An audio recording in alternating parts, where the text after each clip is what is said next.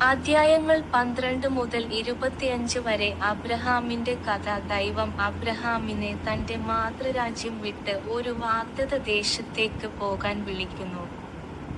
മക്കളില്ലാത്ത വൃദ്ധനായ അബ്രഹാമിന് നിരവധി സന്തതികൾ ഉണ്ടാകുമെന്നും അവർ വഴി ഒരു വലിയ ജനതയായി മാറുമെന്നും ദൈവം വാഗ്ദാനം ചെയ്യുന്നു.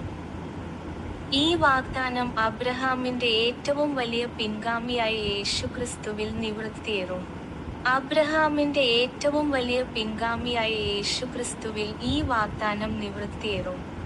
അബ്രഹാം 24 മുതൽ 28 വരെ അധ്യായങ്ങൾ. ഇസ്ഹാക്കിന്റെ കഥ. വാർദ്ധക്യത്തിലെത്തിയിട്ടും കുട്ടികളില്ലാത്തതിനാൽ അബ്രഹാം നിരുത്സാഹപ്പെടാൻ തുടങ്ങുന്നു.